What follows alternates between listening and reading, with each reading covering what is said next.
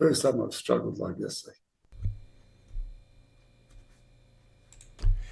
Hey folks, welcome back. This is Chris live in Central Pennsylvania. Thank you for your patience. Really do appreciate it. Bye bye, danke, merci mille fois. Vielen Dank. We've had some network issues. It is South Africa, so the fact that there's electricity is probably a minor miracle in and of itself. My guest today for the conversation is none other than Mike West, a renowned and, dare I say, legendary special operator from Southern Africa, who, my gosh, the list of, we'll wind up talking about it throughout this hour, but Grey Scouts, Rhodesian Light Infantry, SAS, then the SADF, served in the Bush War, found himself in Mozambique, in Zambia, in Angola, in all over the damn place. He's been everywhere.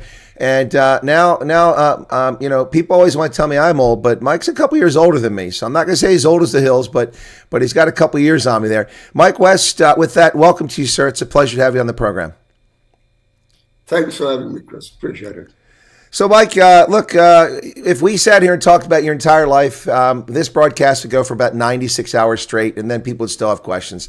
So, I think what we're going to do is we're going to prescribe a little bit here, and we'll jump ahead of. We'll just say that if people are interested, Hannes Vessel wrote a book recently, a very good one about you, a biography here. Mike West, and the title is Special Forces Super Soldier, and people can get that book. It's available, and they can learn an awful lot more about your childhood. Let's just say that your childhood was far from ideal, and it probably played a key role in forming the person you became, in good ways, most likely, and maybe in some challenging ways. But you went into the military, and as I understand it, Mike, you tried to join the South African Defense Force, but apparently you hadn't finished matric, and they didn't like that. So did they kind of say, no thanks? Well, what happened, because I never had any military training, because I landed up in the prison service, and I landed up in the gallows, got tired of the gallows, and no money paying in the prison service, very, very poor remuneration there. So I decided to become a taxi driver because I was doing it part-time, and it paid very, very well. And that's where I landed up. Now, I got no military training, I had absolutely nothing, and I landed up in a bit of hot water with the taxis. This little ups and downs had come about, daily life.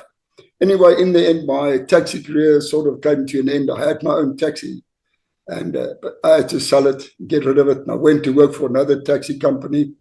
I had some issues there with them, and that didn't work out. And I decided to go to Poynton's building in Church Street to go and apply to join the SADF because I couldn't get work anymore. People just didn't seem to like me.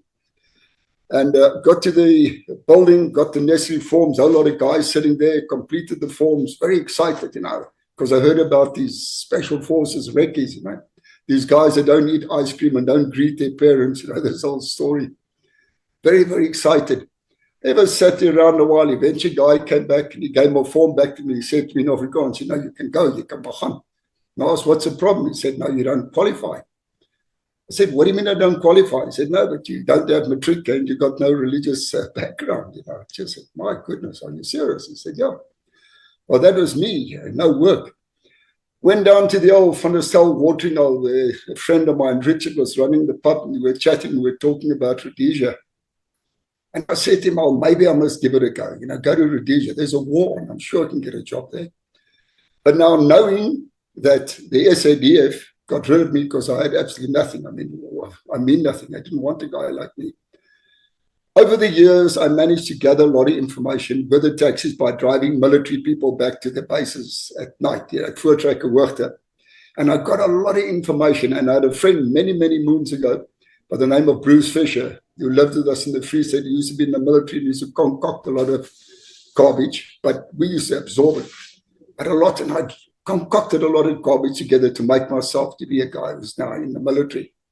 Got it all nicely worked out, bought my dad's Peugeot, and I went down to Rhodesia to the recruiting offices. Handed in my stuff there, probably about half an hour. They told me they'll contact me.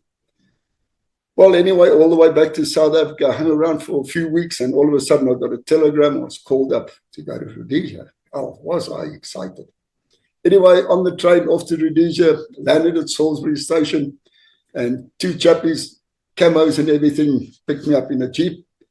And off they went with me. We went out to a place called Nkoma Barracks, the Grey Scouts. This is where they now they designated me to be Grey Scouts. I don't know. Anyway, got there, got issued a uniform for the first time in my bloody life. A taxi driver now in a camouflage uniform, you know, military man. What a man, you just don't believe how I felt.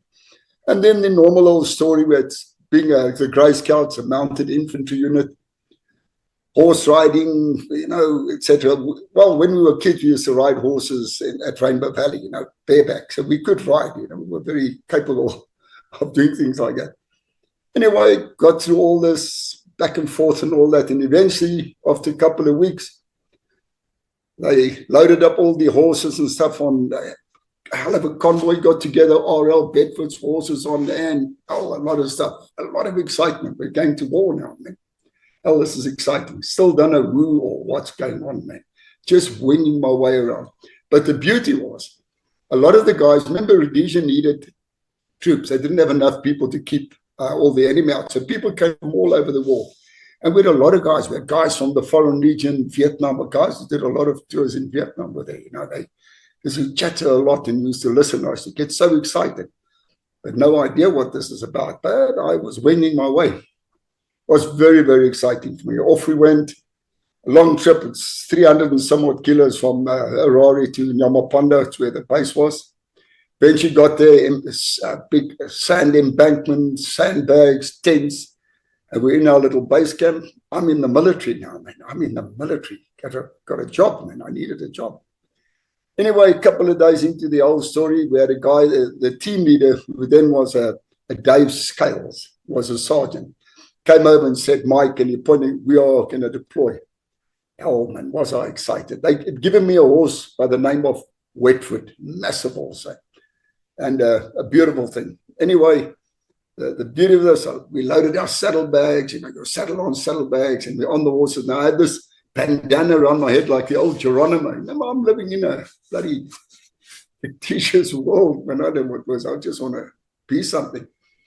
And we're on the horses, and now we're riding through the camp. 6 of us going out. And all the guys are going, roar, roar, and you feel so chuffed, you're going to war. Got you. They gave me a heavy barrel. FN was about 2 kgs heavier than a normal FN. Heaven alone knows why, because it still took a 20-round magazine, you know, but they gave me this weapon that's got bipods in it. Anyway, out we go, we're going to war. How was I excited? Unfortunately, at that time, the Grey Scouts didn't have much. Look, they ended up big time in the war. Did a hell of a big things, very brave soldiers. But the time when I was there, it was very low key.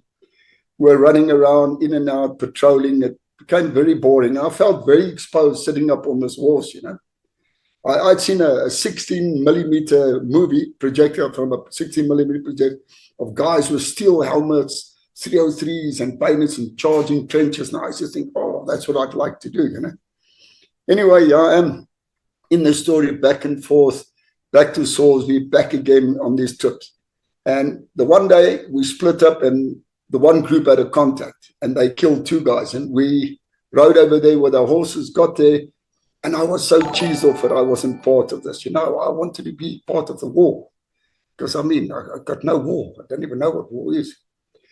But whilst I was there now, Chris, the stories you hear about war, and then we heard about the Rhodesian Light Infantry. And I thought, death from the sky. I thought, parachuting into combat. And I thought, oh, I'd love to do that. You know, I just want to go to war, man. And on this day, whilst in the base camp, our commander there was a Lieutenant Kaywood. Very good guy, awesome guy. And he told me, listen, Mike, gave me a FN, took away the old heavy barrel, had no purpose for it. Said to me, you got to escort me. We're going to go resupply the guys with one of these RL Bedfords. Now, what I didn't know at the time, the tires were filled with water for the shock of landmines, a conveyor belting riveted on the floor, sandbags, and then crossover seatbelts. Anyway, jump in this RL, strap myself in. Kaywood gets in, he brings his Labrador with Blue, beautiful dog, sitting between us now. And off we go. Me with a rifle out the window. Oh, man, I'm a macho, I'm a soldier now, you know. And the roads were very bad, and we're zigzagging. And I remember clearly we're heading in the easterly direction, and we were going to the left-hand side of the road because there's a bit of a dip, and all of a sudden, nothing. We hit a landmine.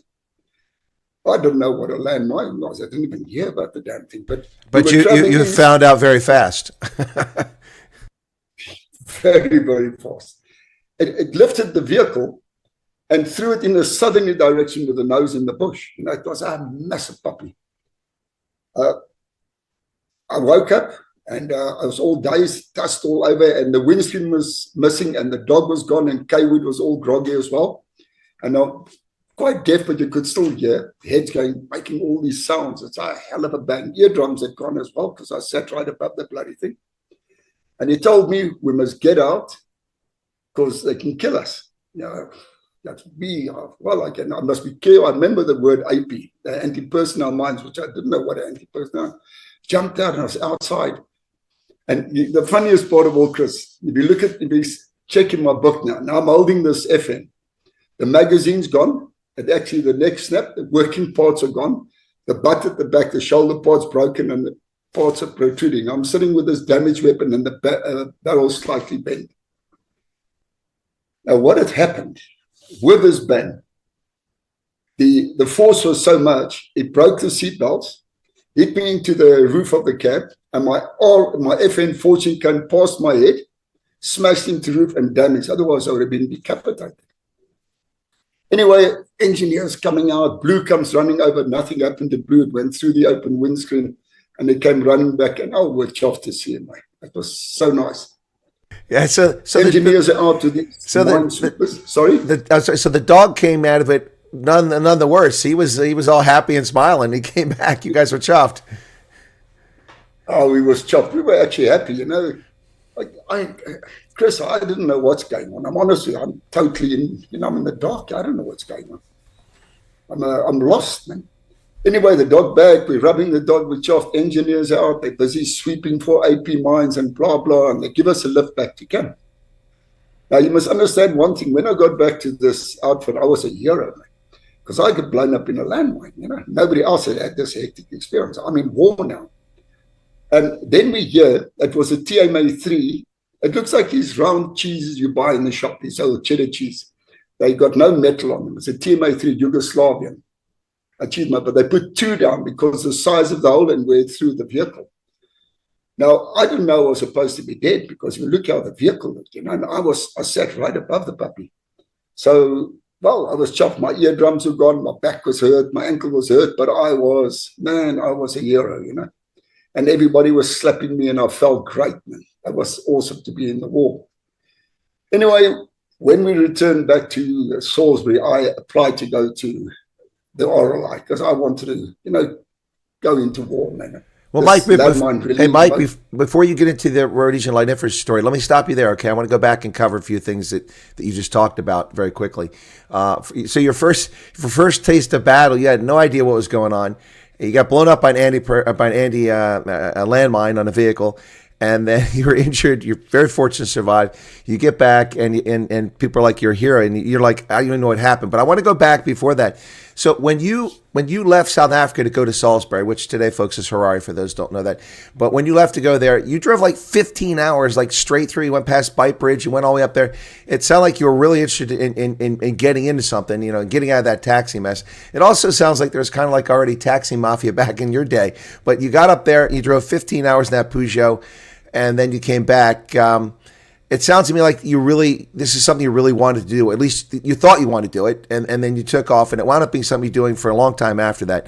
What was that like? I mean, as you drove up there into Rhodesia, you know, because at that time, you know, a lot of people thought the terrorists were everywhere. So, I mean, were you worried about, getting hit or shot as you drove up to Salisbury, or did you just drive there? You were young and dumb, didn't know better. Which was it?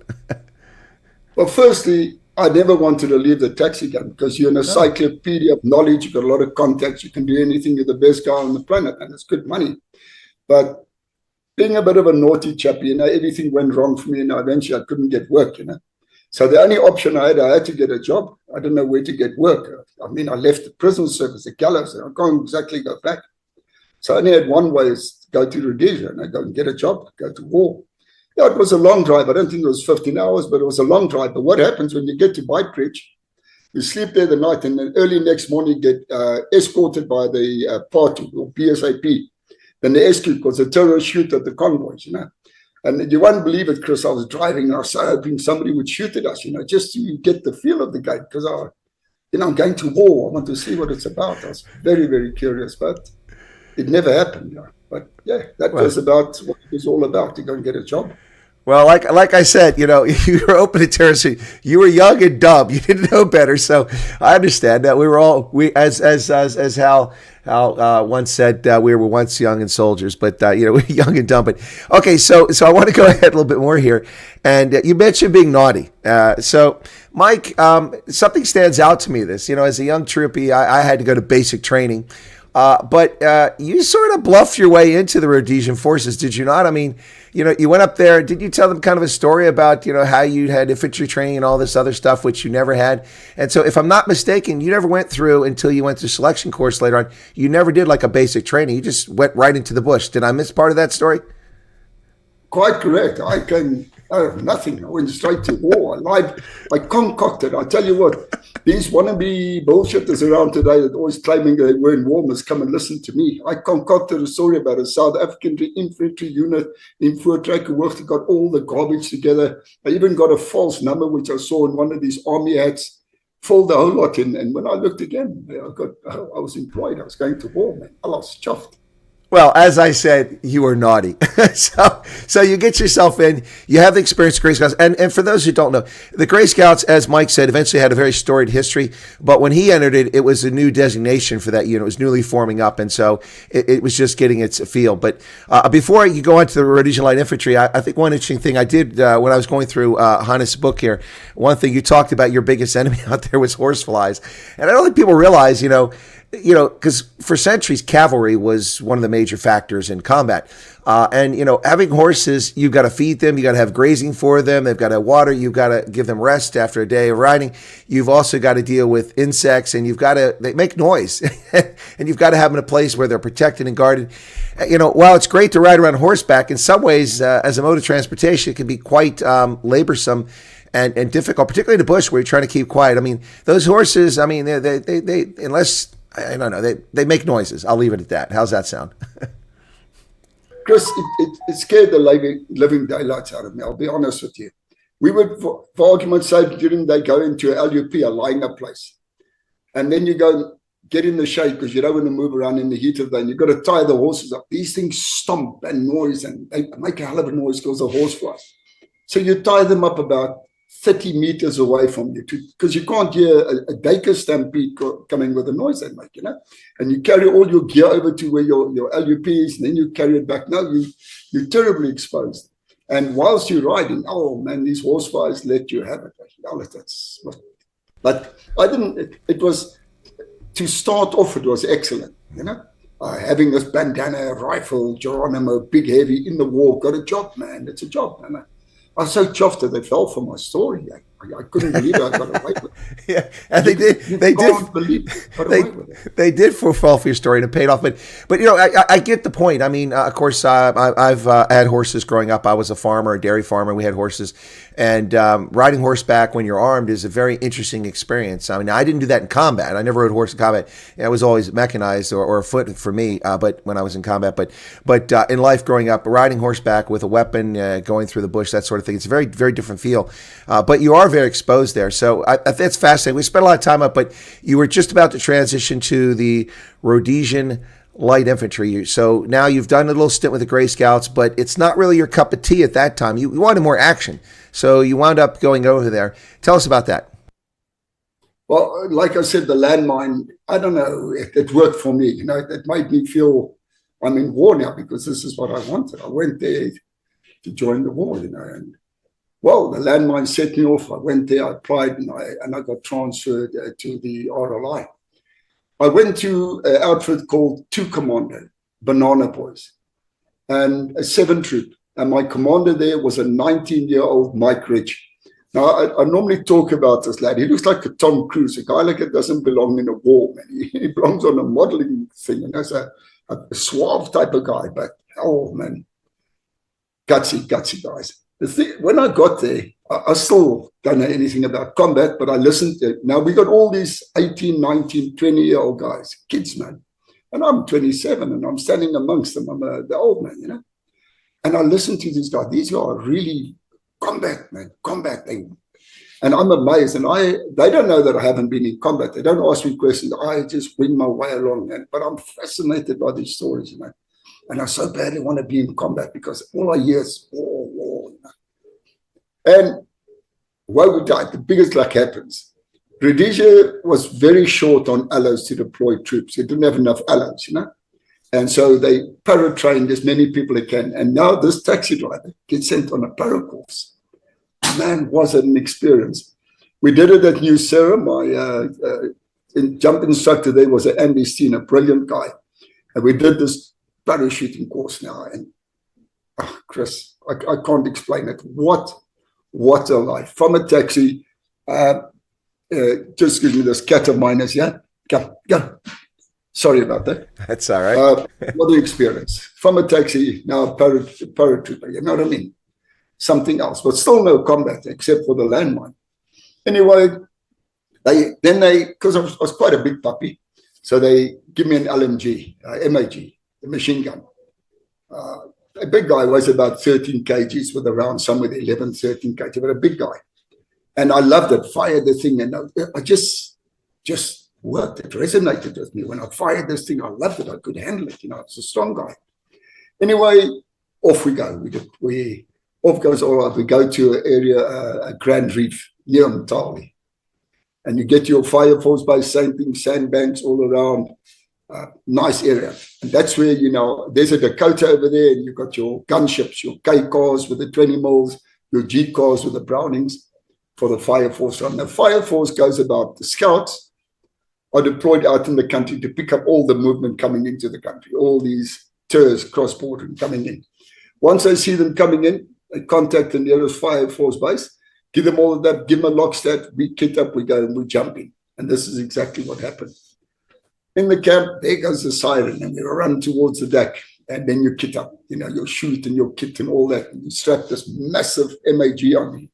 But man, am I feeling a man now. And you're in that backdraft of the Dakota, those props and the winds hitting you and the smell, you know, and man, what a life. And I was so excited. I was thrilled. I'm, you know, going to war, man.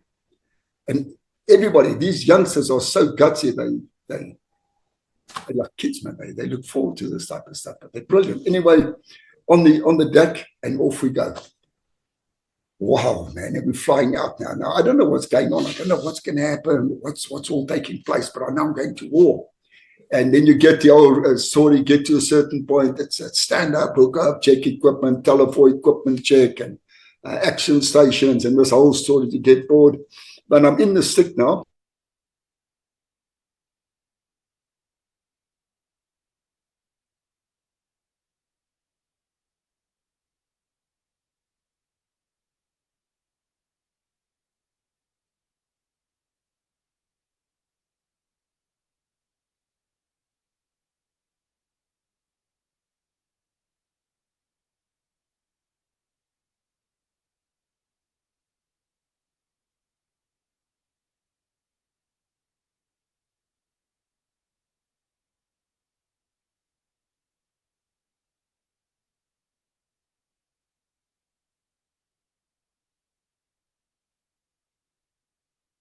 Oh, sorry, folks. Yeah, no, okay. Sorry about that. Yeah, no, I turned the mic off. So he's got some technical connections. Mike does, my guest. Hopefully he'll be back in a few moments.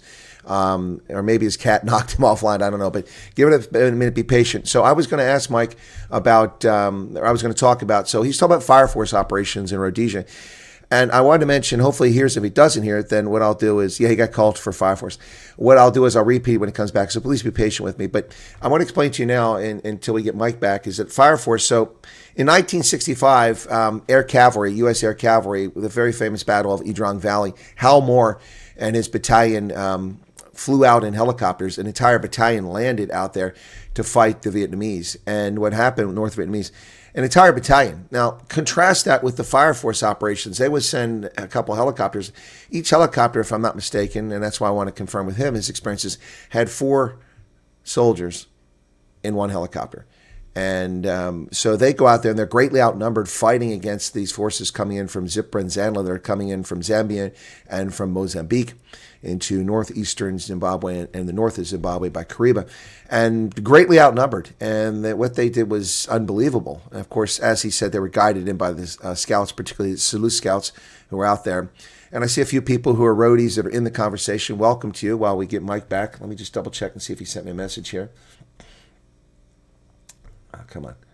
So, sorry, my phone's went quiet here. Just make sure. Okay, that way I can see if he tries to call me back on my phone. Wonder if Mike remembers he ever served at Charles Kuberski. Well, Kuba, hang in there, and if we get him back, you can ask that question again, just to remember to ask it again.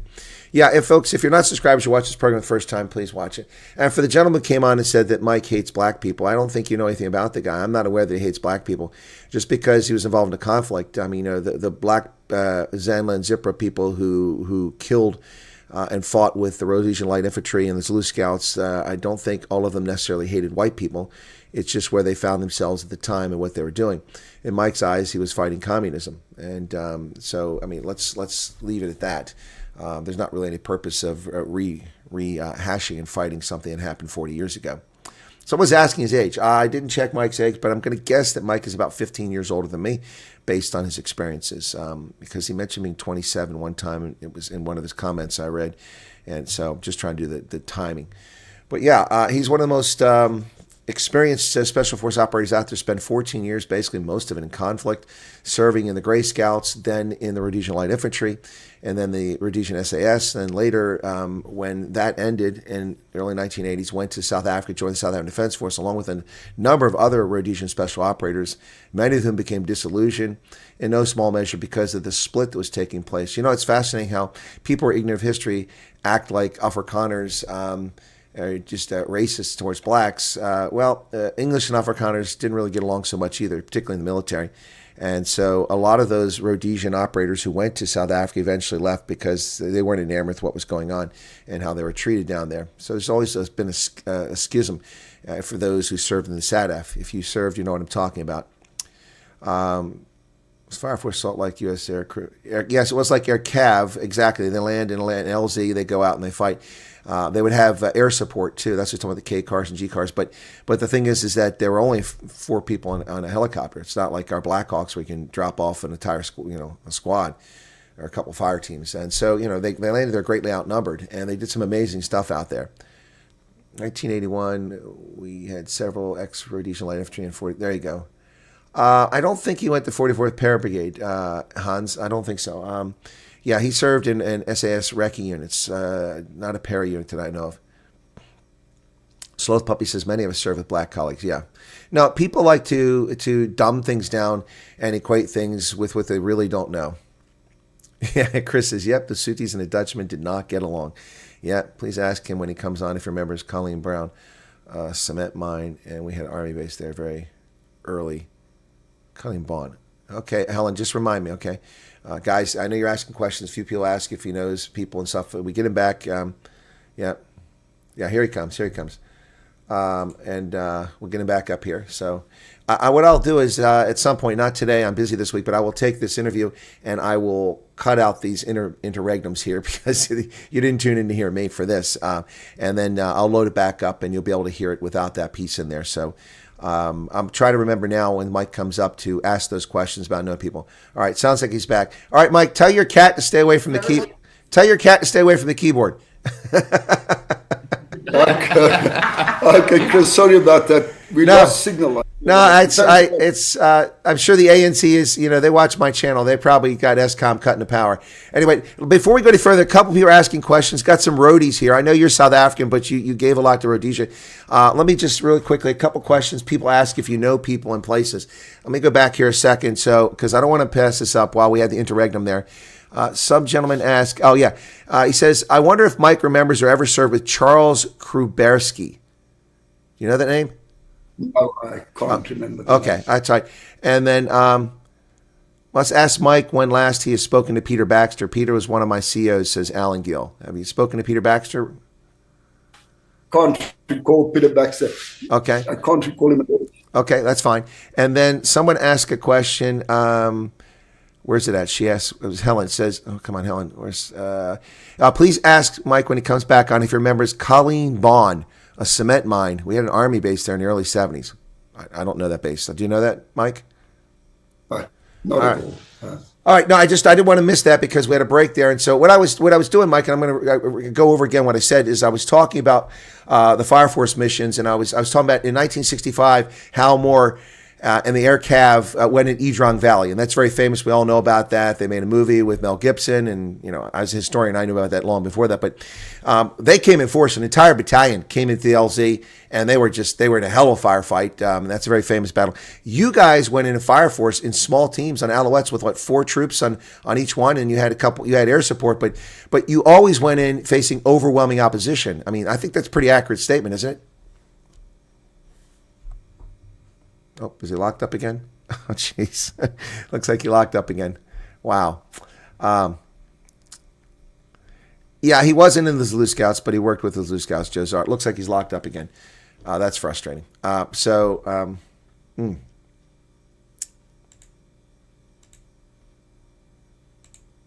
bad connection.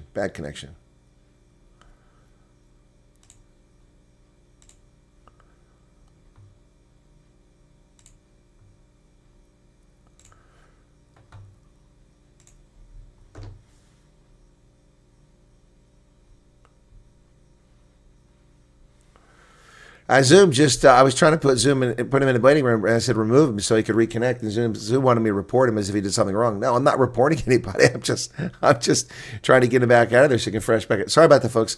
South Africa connection, it's tough. Maybe my next trip over, wherever he's at, maybe I can go talk to him in person and we can record something. Might work too. Chris says we didn't have air support. Were you in Rhodesia, Chris? I wasn't aware you went to Rhodesia. We're talking about the Fire Force teams. I know you were in Angola. And in Namibia. Yeah, South African signal, Ruben. Sorry about that. So, fighting against communists. A friend I grew up with, Mike, shipped and fought for Rhodesia for many years. Came home, married, had 2 children, fell for roof, clearing gutter. Oh, that's sad. Sorry to hear that, Joan. That's a tough break. So if Mike comes back up, we'll get it going.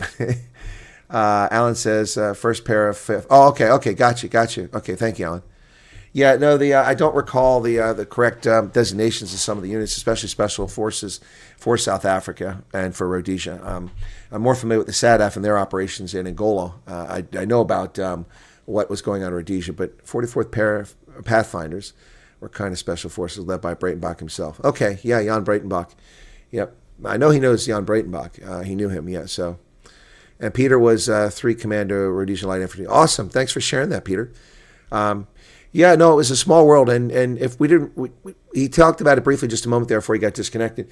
But one of the things about it was, they were short on forces, and so people came from all over the world. A lot of Vietnam veterans, Americans, went and served the Rhodesian forces, and some Kiwis and Aussies because they had been in Vietnam as well, and then just soldiers of fortune, adventurers from all over the world. But what I like about Mike, he said he bluffed his way in. It's like, I have infantry training ideology. He didn't have any of that stuff, man. He went right into combat. He was young and dumb, didn't know what he was doing. Very fortunate to survive that. He's had some very narrow, harrowing escapes throughout his life, and he's lost his best friend in combat, and lost colleagues along the way. It's war is not a party. Some people think it's all, a video game. It's not. It is about the Rhodesian Bush War, also known as the Second Chimurenga. Yes, the Zimbabwean War of Liberation. You're correct, expat family Joubert. That's what we're talking about. But we keep losing Mike with his connection. So we'll try to push on a little bit longer and see if he gets back. But if he doesn't, then what we'll do is we'll figure something else out, and we'll do this again. Yeah, young, dumb, and crazy, Hendo, exactly. Yeah, the small world of South African oaks out here. Yep, it is, Alan. Yep. Now guys are asking each other in the chat if they knew certain people. That's awesome. Ingrid, welcome to you. Yeah, so the intent here, folks, was to talk to Mike West. If you are interested, Hannes Vesels put a book out here called Mike West, a Special Forces Super Soldier, and talks about all the different things here. Let me read this from his mentor, the man he has great respect for. Mike talks about this guy who was his mentor, and that, of course, is Captain Darrell Watt. Mike West was one of the best and bravest men I ever worked with. Born poor, he battled in the streets of mining towns, from orphanage to reformatory to warder on Pretoria's Central Death Row. After a brush with organized crime, he went north to join the fight for Rhodesia and served with distinction in the Grey Scouts, the RLI, and then the SAS. Fighting ferociously to the bitter end, the politicians ended his war, and he returned to his homeland to re-enter the fray with the Rekis. Unorthodox in his methods, scornful of dogma, a rebel in the ranks, and that definitely is Mike West. He rankled his seniors, but was seldom far from the thick of the action. Attacking the enemy from the air, land, and sea, he led from the front against the Russians, Cubans, Angolans, and Swapo. Notice that it doesn't say he led from the front against black people. It doesn't. It says Russians, Cubans, Angolans, and Swapo. Like his mentor, Rhodesian SAS Captain Darrell Watt, the man he idolizes, he was denied the recognition he deserved. And we do this to talk about history, one of the things I cover on this channel, but also these are stories that need to be told. And it also needs to be told from the other side. It is difficult to find people on the other side who want to tell their story, but it also needs to be told on the other side as well. For many reasons, war should be a cautionary tale for people. It's not something to take into lightly. It is not a lovely thing. 7th SAI was started by Eddie Webb from 32 Battalion. From Kutfot, okay. Yes, Chris, I think he still is naughty. Yeah, so we'll give him a chance. Was it to stop the downward push? It was, Alan. It was to stop the downward push of communism. That's unrelated to whatever the goals and objectives of separate development of the National Party was. This was to stop communism. Yep, that was exactly right. And when communism ended, the raison d'etre, the reason for existing for the National Party, went away. They couldn't make the argument to their population anymore that they needed to exist, and they went away. So, which is often overlooked. I want to read something in the back from his daughter. Now, I didn't know if we were going to get into it, and I didn't ask if it was, it's in the book, so it's not like it's a secret. But his marriage didn't last. Things happened, and his wife took off with his kids at one point. They used to live down at the Bluff and lived in Amazimtoti, and he was stationed at the Bluff in Durban.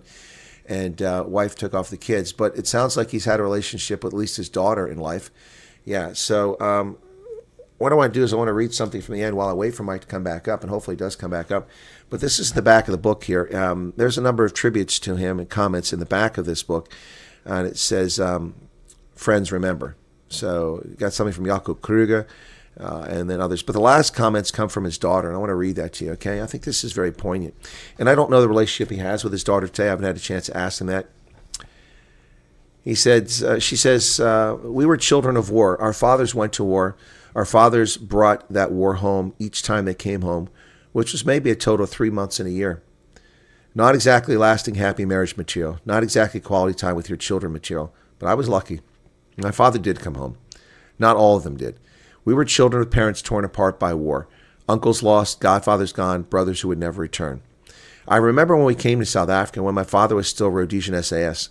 I remember the rush to get out of Rhodesia as the country was taken over by the people my father fought so hard against. I remember my mother breaking down repeatedly with my little brother and I crammed into this small barrack space with her, hoping for word of my father, who we thought we had lost. I was 5. 5-year-old shouldn't have to go through that, folks. I reminded myself that my father was always preparing me for the worst, but ever promising me that he would come home no matter what. He never broke that promise, not even when my parents were lost to each other. So this is the part, I mean, that's lovely, but this is the part I want to read to you, because this is poignant for today. Give me a second here. Now I live in a world where young people who have so little to complain about, but never seem to stop crying. They are posers, pretending to be victims, and they have no idea.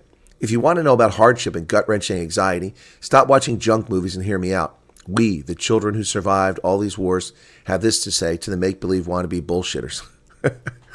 How dare you complain? Bring out your dead. Show us your failed marriage because of war scars. Show us your broken homes. Show us your injuries. Or shut the hell up, go make something real of yourself, and leave the heroic stories to those who are actually there. Wow. Hide your head in shame, pretending to be that which you can never be. It's better to be hated for who you really are than to be loved for what you are not. Rather fail with honor than succeed by fraud. To the reader, sit with warriors, the conversation is different. Wait, I forgot. The men who survived all this don't like to talk. Because they don't have to talk. They did. We, the children who survived all these wars, have experienced more hardship in our left pinky fingers than you have in your whole life bloodline. It would be a really enjoyable movie moment for all of you wannabes to watch you try and make your way through an enemy camp or just survive in the bush for 10 days with little food and low on water, toting something other than a pellet gun and having someone shoot back at you. We who have felt the pain of war are disgusted by the many today who have no idea how lucky we are to have so much, who do nothing but how lucky they are to have so much who do nothing but complain. These men, our fathers, risked their lives so that the spoiled brats remain safe, and now they stretch their mouths in condemnation because that is what the world demands. No white heroes allowed today. My father fought not for money nor personal gain, but to protect us and protect you. How dare you? Wow. Michelle West. That's amazing. That's lovely. Yeah. Very nice tribute. Oh, and it also says here on the back, she signs it there, but it runs over the next page. Only daughter of Mike West, true operator, true combatant, true warrior. True hero. Also known as Daddy. Wow. That's pretty awesome. Yeah, so there you go, guys. Your father served from 77 to 82. Yeah, PTSD, yep. What's this? Wild Geese became known through the movie. Yeah, no, Wild Geese is an interesting movie. I've seen that many times. Saw it a few months again. Is it 5SAI 74? Thank you, Jeff, for sharing. Okay. Oops. Oh, my phone just went into stealth mode. What book? Well, Arctic, you can't show up halfway through the program. Mike West, Special Forces, Super Soldier. I've put it on the screen 5 times now. In 87, I was 18 years old. I was lucky to survive 22 contacts with the enemy. War is not what people think. Yeah, you're right, Tom. You're right.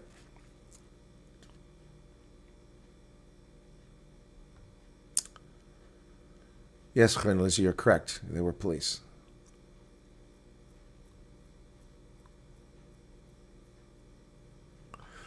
All right, well, I don't know if he's going to make it back here. Let me, what time is it here? Give me a second here, folks. Let me try to call him on the phone and see if they're having problems, okay? Hang in there.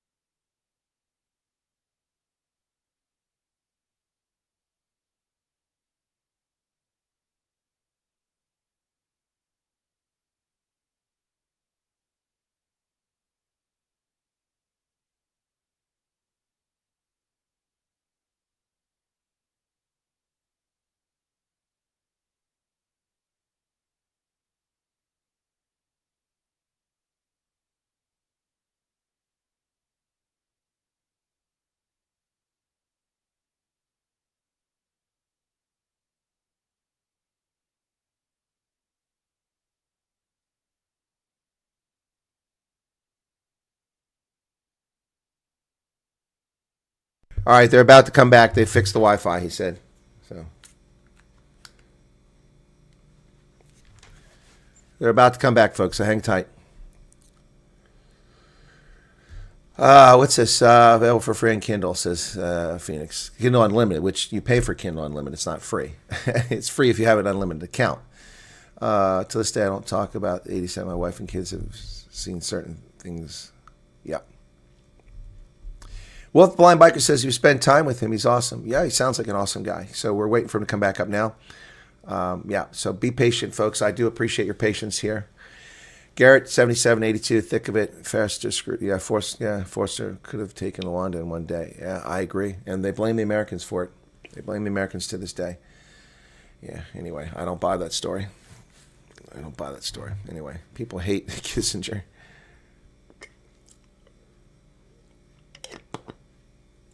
But we, the young ones who missed it, will also stand and fight for what is right. You're robbed the opportunity to defend ourselves. That's true. I'm from Texas. I don't disagree with you.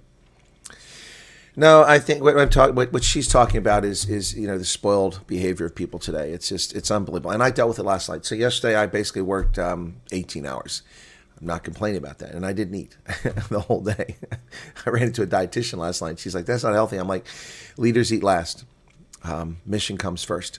And that's what happened yesterday. Mission came first. The only time I had to myself yesterday was 20 minutes after my interview in the morning. I'm running my days together. Did we do an interview yesterday? I can't remember now. No, it was rugby. After the rugby, the first rugby game, no interview. It was the day before. And I had 20 minutes before the next broadcast, and I jumped in the car, ran to the store down at the mall, bought 42 bags of candy because nobody donated candy for the parade last night. And then it was only 20 minutes I had to myself the entire day. Yep. Until after midnight when I came back. Yep. All right. Well, he said he's coming up, but now it doesn't seem to be happening. So anyway. That's right, Phoenix. You pay for Kindle Unlimited, which makes it free to you. Correct. Yeah. So, no, it's, I'm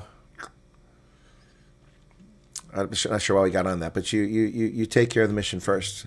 If the mission is service to the nation, that comes first. For me, my phrase was always mission always. What did I say? Mission first, duty always, soldiers to the end. Yep. Because you never know how things are going to end. So mission first, duty always, and soldiers to the end. That's a motto I live by my entire life. And if you're not in uniform anymore, the mission first may be your family, it may be your job, it may be your community, but the mission comes first. You take care of your needs after you take care of other stuff. So anyway, that's just how I live my life. Oops, so we got another note here. Hang on.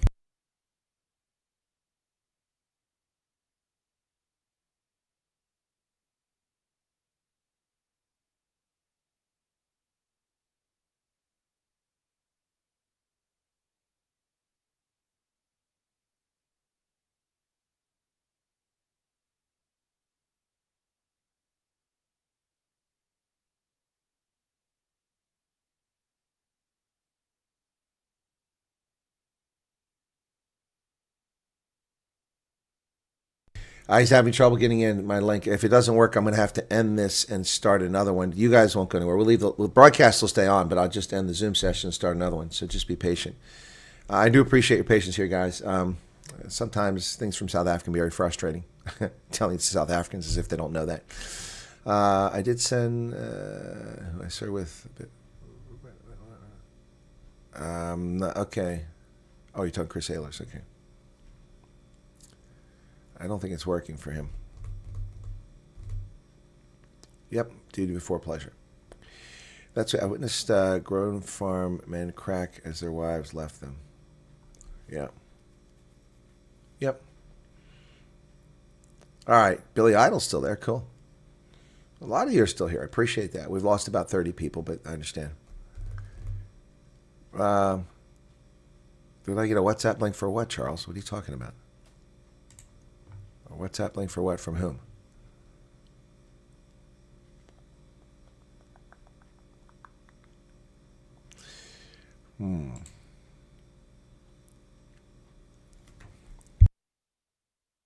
Give me a moment here.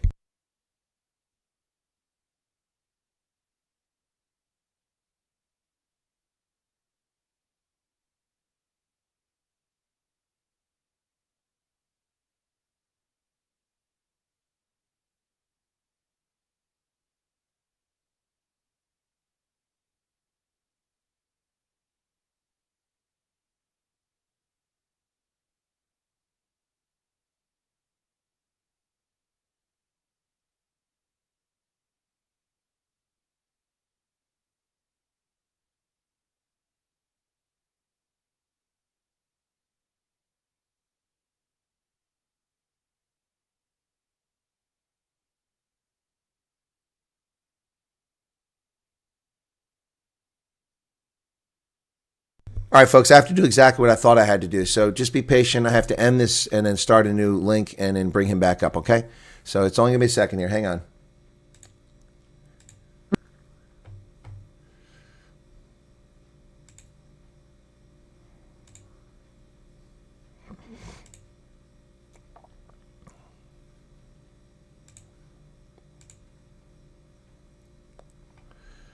Okay, now Zoom's not playing nice. That's the wrong Zoom window.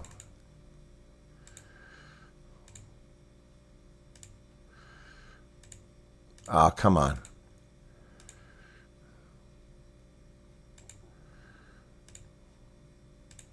Now I can't get the Zoom session up. Ugh, gee, many crickets. There we go. All right, I'm back. Okay, cool. Now I can send him the link.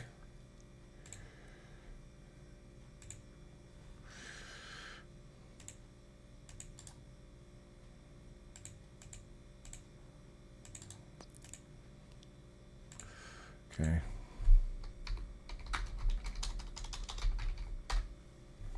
Okay. Boy, well, a lot of stuff just needs to work. So record. Recording in progress. All right. Okay. Now let's see what happens. All right. Wow. All right. Let's see if we can't get this back. All right. Okay. He's read my message, so hopefully he'll come up here shortly. Met an ex-British SAS guy a year ago. It was in Sierra Leone with executive outcomes. Oh, wow. Okay. Kenneth Schwartz says, greetings, Mike and Chris. Great respect from fellow soldier, Blackie, 32 Battalion. Okay, thank you for joining us, Kenneth. Ah, Blackie Schwartz. Got it. That makes sense to me. That's a nickname I understand. Blackie from Schwartz. Lost friends in 89, says Charles. As we get older, we lose more friends. Yeah, no, that's true. Well, in our parade last night, the float in front of our float for the Veterans of Foreign Wars was Vietnam Veterans Association of Mechanicsburg in central Pennsylvania. I said to the guy, I said, you know, thing about this is, I think you're having trouble again.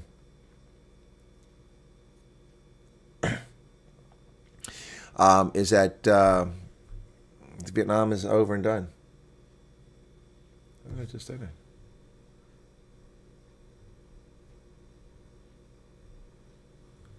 There's no passcode. Oh, God bless it. Zoom is really starting to piss me off now. Oh, it won't even. This is annoying.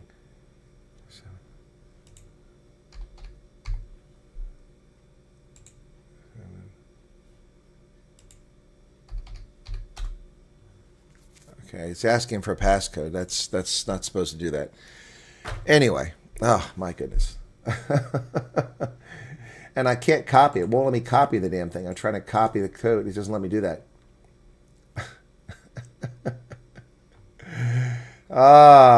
Zoom. Okay, anyway, hopefully he pops up here in a second. There he is. Okay. My goodness. All right. For those of you who hung around, the 20 people left, too bad. Those who hung around, we're back in for a treat as long as we can keep him.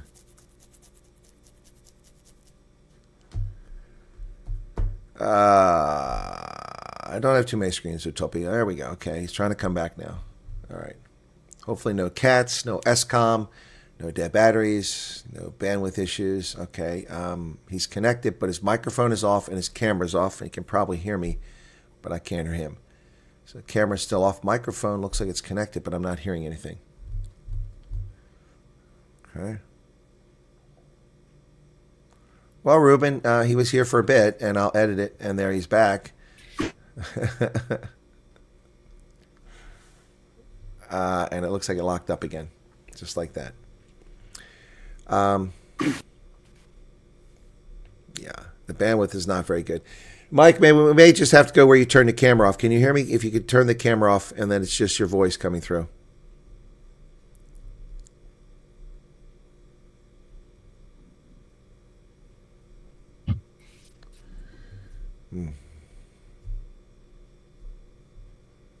I don't think you can hear me.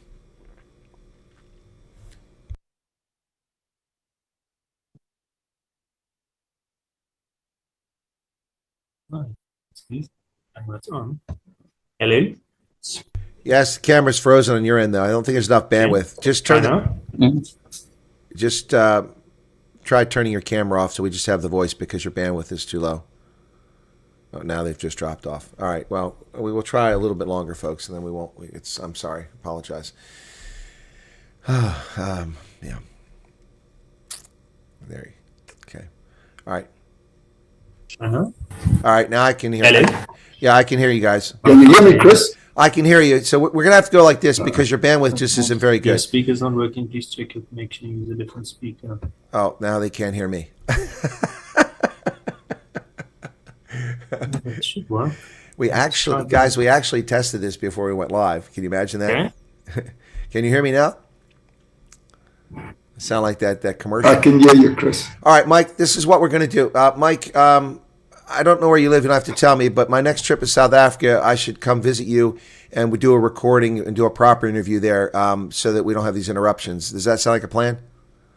Yeah, that could work. And just, I'm going to be running around, so we're just going to see how we tie it all up, you know. Yeah, no worries. Well, I run all around too. It's not like I go to one place in South Africa. I typically go to 5 to 7 provinces, and I do 15 to 20 meet and greets on 30 nights. So, so we'll figure it out. But all right, let's. If you're ready, we'll continue from this with just you as a ghost. There's no screen, no video, just voice. But we've got your voice. You ready to continue? Yeah, I'm ready. All right, so folks, bear with us. There'll probably be a few more interruptions where I interrupt Mike here and there because I can't see his expressions and whether he's finished talking or not. And we're going to go from here. All right, so we were talking about the Rhodesian Light Infantry and Fire Force operations when we ran into all these bandwidth issues. So before we go, Gene just gave a super chat. It says, does Mike know Nico Dutoy that was prisoned in Zimbabwe? Do you know Nico Dutoy? I knew Nick Tutoya was in 5, Ricky. Okay. All right. Okay, well, let's go ahead and continue. You were talking about Fire Force operations. The first taste of battle, you're young and dumb, didn't know better, got blown up by a landmine. We're lucky not to be decapitated. Then you transferred over to the Rhodesian Light Infantry, and that's where we left off when we had all these troubles. So go ahead and take off from there. Okay, we're in the Dakota. We've done our stand-up, hookup, check equipment, telephone equipment checks, action stations, and now stand in the door and out we go. Like I said, it's hell of a noisy inside the deck. And once you're out the door, all of a sudden, it's this awesome fresh air. But instead of the silence like you have when you're doing paracourse, it is Guy Fawkes, man. And we don't jump they drop us at very low heights because the guys on the ground, the tours, take pot shots at us, because you're jumping right onto me, jumping into the contact. But what happens is when we jump out, the K car and the G car is already engaging the tours, already got them occupied. And then there's a Lynx, a fixed-wing aircraft, a Lynx, I don't know if you've seen it, that's like a double-tail jobby. And that normally drops the napalm, the frame, And this is all happening. This is my first moment of action. And I'm descending now into the deck, and I can't explain it to you. It's something else. Now, you got your normal procedures, get in the right landing position, but we dropped at such low height, you come in so quick, you hit the deck. However, you don't really worry too much about procedures over there. Then you got to get your weapon unslung, and then then your team leader gets you in a line, and then the K car is where the commander is. He guides the assault line now towards the gooks or where we've got to go. Excuse the term if I say gooks. It's a thing we use in Rhodesia for terrorists, the gooks. Anyway, we're in this flank. I'm on the left flank, and we're busy sweeping. And I'm totally amazed. This all hell is broken loose. And on my left flank, I spot 80 meters, no more, rough get. Two of these gooks are standing under the tree, firing through the canopy of the tree at the gunships that are circling.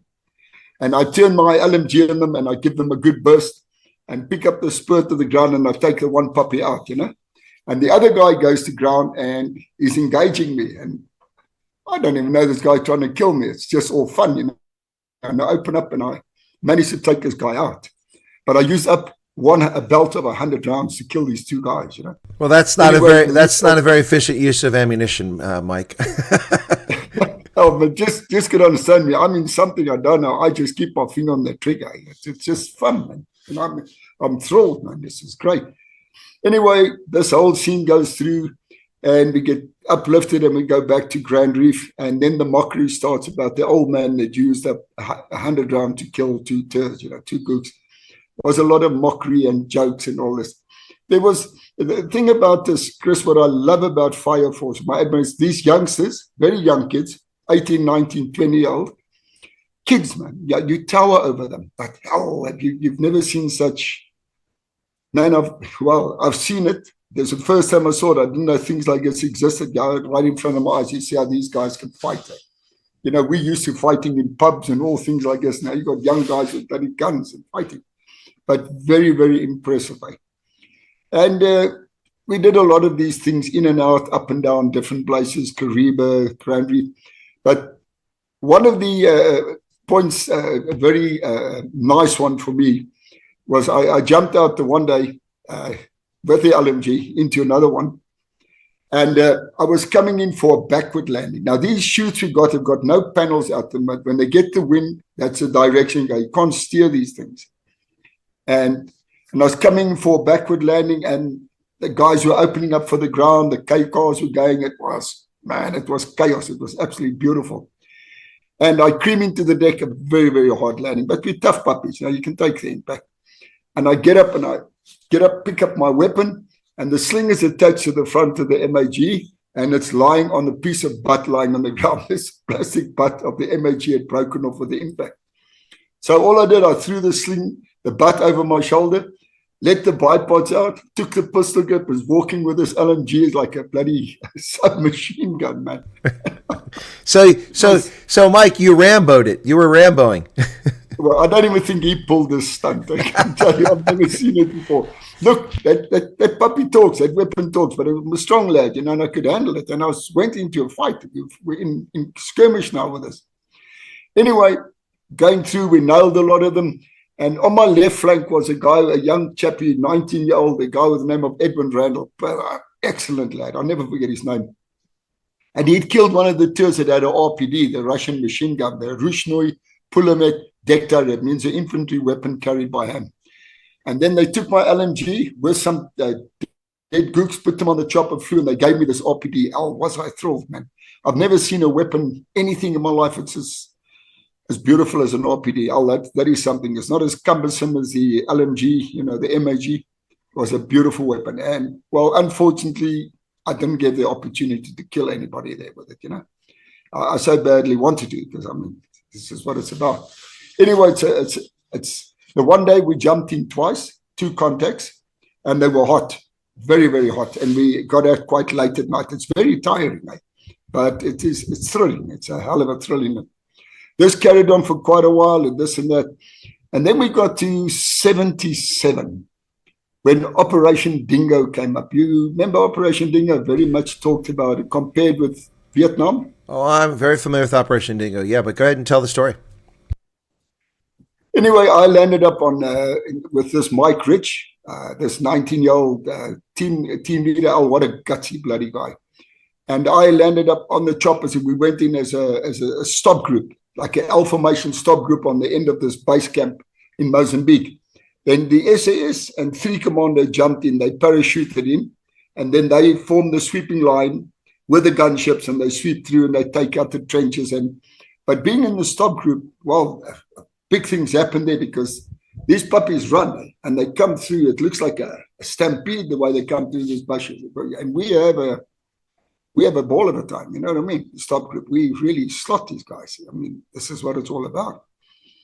Anyway, this carried on hell of a lot of, it was a big punch up, very big punch up. It was a lot of, we killed a lot of them. We lost some guys.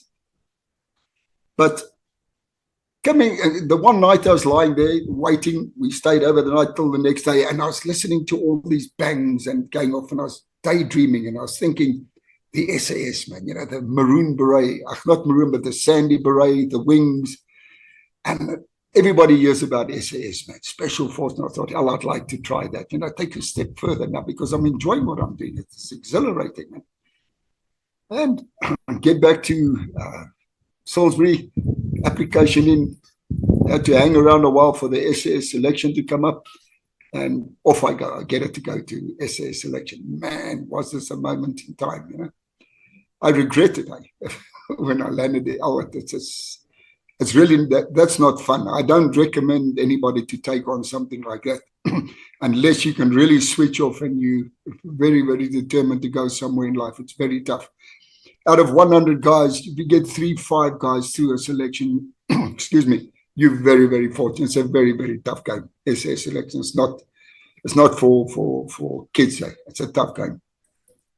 Anyway, during this selection, Daryl Watt, everybody knows about Daryl Watt, very well spoken about combatant in Rhodesia. He was on the selection because he had got wounded in combat and he got hit in the leg. He was on selection, and the SAS guys had a bit of a problem with me and my background, and they were revving me quite heavy, but I refused to give up. I wanted to be in the SAS. It's progress, man. Anyway, Daryl Watt, when there was a Major Rob Johnson, very good guy, awesome combatant. He was running the selection, and he told Daryl they can't break this guy. They wanted to get rid of me, and Daryl said, "Give him to me." And anyway, that's how my career started with Daryl. Then I got to the SAS. We were still at Cranbourne then, before we went to Cabritnex in New Zealand. And we did some ops and that there. And then I landed up in you don't get your colors, excuse me. You do not get your colors in the SAS. Regardless, even if you pass the selection, you got to go into combat. You got to prove yourself that you are worthy of those colors. And that's what I love about the SAS. You prove yourself in combat to get the colors. Anyway, I get into an op with Daryl Watt, who I named the God of War. And I talk about him in my book a hell of a lot. I've got the world of respect for this man. This is my mentor, my father-in-law. He's a year younger than me. But man, what a fighter. What a scrapper.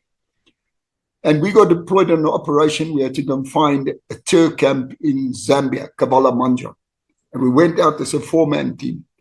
Now, I was the RPD gunner. I was the machine gunner. We worked these small man teams in 4-man, because then at least you can fight. When you go in 2-man, you got to run, you understand?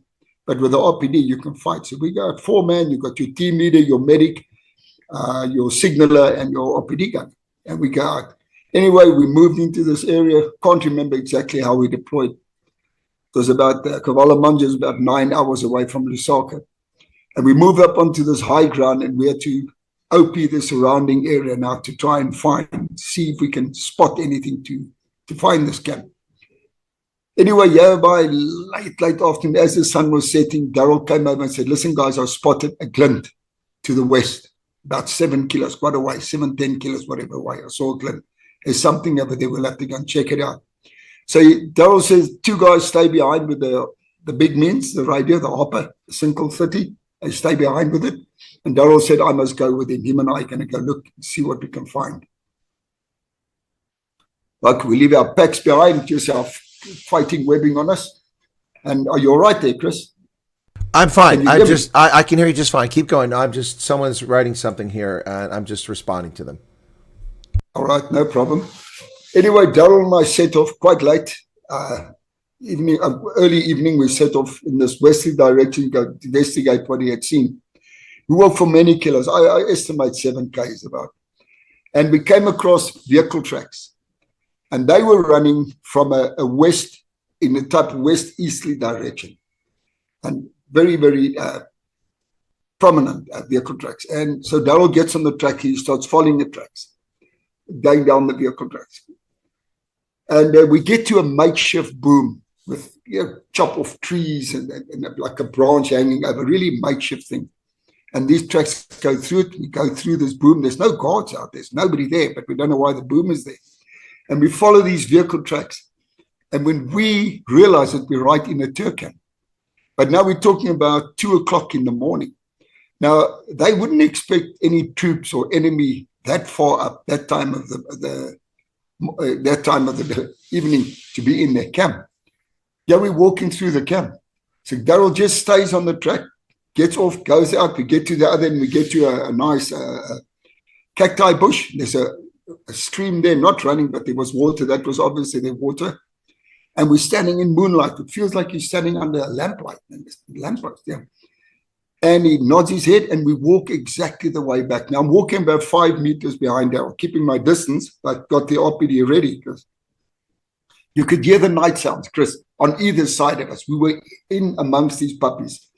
But most people, in my opinion, today, if I assess it, they had walked in, they returned around and skedaddled, we got out of there, not Daryl Watt. So we go through and we walk back. And we get out of the camp, get through the boom, and we walk quite a long distance away. We get up and he moved into another piece of high ground. He just wanted to feel the area, and we're sitting up over there. I reckon easy about 5 k's away from the camp, somewhere there. And we hear these shots. It's in the book. You can read about it. Mm-hmm. And I don't know about this. And I asked him what's going on. He said, no, they're hunters. These guys go out and they shoot game for the camps, meat. I said, yeah, all right. And he says, would you like to take them out? Oh, what a question. And I said, oh, I'd love to. And yeah. He said, okay, let's go. So he sits down, goes down, walks away, finds tracks in that. It's a very, very bushy area, thick, a lot of jumbo spore there. And he says to me, that way, and he shows me, go. Now I walk with the RPD ahead of him. I look at my peripheral view, is about 5 meters behind me. I'm walking and I'm thinking, oh, what's this now, And in the bush, moving, and all of a sudden, Chris, they are right in front of me, 3 of these puppies. But the one's got some buck over his shoulder, his right shoulder. No, his left shoulder. He had his AK in his right. But he had the buck, and they were too late. And I sorted them out. You know what I mean? Yeah. Then we moved from there to another height. Sorry? No, Mike, I was going to say, let me ask you a question here. I think it's interesting. Of course, in Namibia and in Angola, SADF relied heavily on the Bushmen for tracking and for because they could follow spoor. What did you guys do? This was a skill that you had to know or had to learn in the bush. I understand you had some really good trackers out there and counter trackers who were able to hide your spoor so that they couldn't track you. Is that a skill you had to develop, or did you rely on certain type of folks out there? Look, we all had this basic anti-tracking, but Darrell Watt was a tracker from a kid. He hunted from a child, so he could track. I think very, very few people in Rhodesia who could track like Darrell Watt. He's really phenomenal.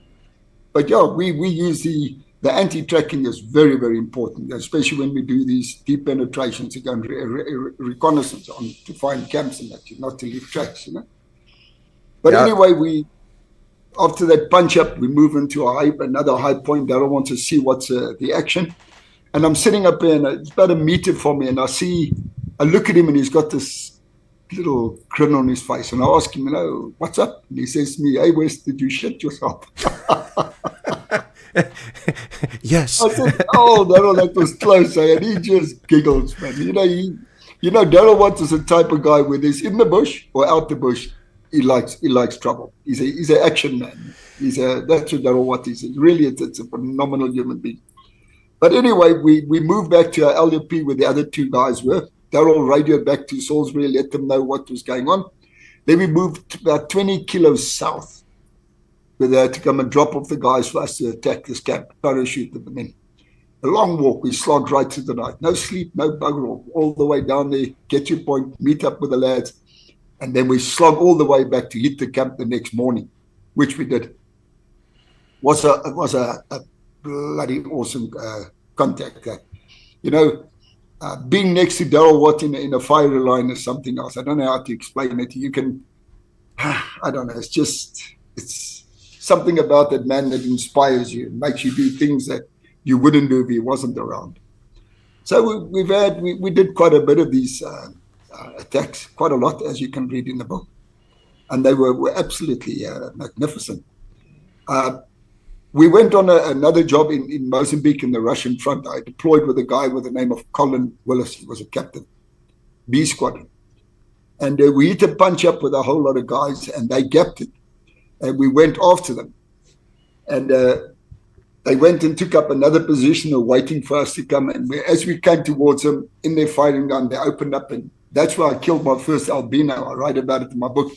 He had an RPD and I had an RPD, but I hit him a perfect burst from the front. And I actually hit him right in the face and shot the weapon to pieces, the drum, everything. It was my first albino. I actually talk about it. It was actually an experience that not everybody gets that opportunity, I had it. But in and out, many, many trips, different jobs, everything. But while all this is going on, a guy with the name of Mark Butcher, and he says to me, the Rhodesia Tobacco Association, the RTA, need people to come and help the farmers who are getting attacked by the tourists. There weren't enough troops on the ground to handle the amount of enemy that were in Rhodesia. You know, the areas were liberated, man. They were everywhere. And so I got a name and I went down to the RT. I had a meeting with the guys, chatted to them, and they said, yeah, they'd give us 1,000 rand to kill. Hell, man, I tell you, money was very bad in the military. You don't get money. Eh? You don't live well. This was massive money. Every kill you get $1,000. You know? Anyway, I get back. Can't get any enemy weapons. So I took an LMG and some FNs, and I took. I had a very, very bad experience over here. And I got a team of 4 guys together. One of my guys was John Barry. It was under 19 Rhodesian rugby player. Now I talk about this, and when I talk about it, it's not a nice thing to talk about it, but it was something that happened in my life. I don't believe anybody, or very, very few people have actually gone through this, through my stupidity. Because I went on an illegal trip. Bounty hunting was illegal. We weren't allowed to do it. Anyway, and we got another guy from some other unit. So we had a team of 4. And we went down they took us to Mount Darwin, stayed over by a farmer for 2 nights. Then early one morning, 4 o'clock in the morning, I set off with these guys. We headed for a mountain range called the Mavrodona, which means water. And we climbed, it's a very big mountain, climbed to the highest point. And from there, we were observing these. There was a place called a PV, a protected village, which a guard force looked after, where all the locals were kept in to keep control with the terror movements and that. So they were kept in these PVs. And I was watching the PV because the info I had got, we know that the terrorists go to the PVs to get food. Everybody liked the terrorists. I mean, it's a liberated area. While sitting up there, I noticed a guy coming to the gate carrying a massive sack or whatever on his head with a lot of stuff. And he shook hand with the guard force guy on the gate. And he came down, he walked towards us, the mountain. He went at a 45-degree angle and disappeared in the shrub here at the bottom of the hill. And I said, shit, these are the gooks. We've got them, you know what I mean? So I told Mark and the other guy to stay behind. And I told, I said, Mark must come with me. I left John Barry behind in the LUP. And I took Mark with me. But, you know, going down the spur, it's rocks and trees. It's really crazy to get down to where we were going. It's a long spur that gets down. A lot of terrible ground to move out. Eventually we got down. Took ages to get on. And I got into an area that suddenly flattened out. Now, I talk about it, but it looked like it's some type of resort. There were overhanging rocks. Oh, it was unbelievable, these features. You could actually lay under them. You got cover, you know. And it was cleanly swept. It was definitely a holding camp. But I was expecting, you know, we're going to find terrors over there, gooks, but there was nothing. There was a stream close by, perfect setup. There was spoor over there. And we knew now this is where the terrors, well, I don't know where that guy went with all that food or whatever he was carrying on his head. Anyway, we were going to skedaddle back up, and Mark set up a bank of claymores, 4 claymores. He set up a well camouflaged, which was a big mistake. All right, afterthought. We should never have done that. And we started to go back up at spur now to go to the other guys and to get them and then to come and attack it the next morning. A hell of a long way up, all of a sudden, boom, yes, hell of a bang. I mean, in the valley and everything, you must hear those 4 claymores. And we realized these puppies had walked into our booby trap, you know. And so I got on the small means, called John Barry up in the LUP and said, listen, John, get down to us. We got to get down there. These guys walked into the booby trap, and we're definitely going to have kills or injuries. Yes, money, man. Anyway, we waited. They came down the spur towards us, difficult terrain. And they got to us, and we started to move. Now it's starting to rain, Chris. The rain starts coming down. But we're moving down now, you know. That was money. We want to get some cash. It was the 18th of December, just before Christmas. We needed money for Christmas. And we were going down, slogging down this hill, ducking and diving, trying to keep an extended line. But I first moved single file for quite a while, and then I put them in the extended line, which wasn't even a good idea because I couldn't even see the lads, you know. And whilst you move there, all of a sudden, all hell breaks loose. And it's going crazy. And we open up, you know. And while we're fighting on my left flank, I hear As the sound dies down with the firing, I hear someone screaming, I'm hit, I'm hit, I'm hit 3 times. And I recognize John's voice. And so I dash over, looking between the rocks, cutting over to try and find him, because Mark and John were on my left flank, and this other guy, Gil, was on my right flank.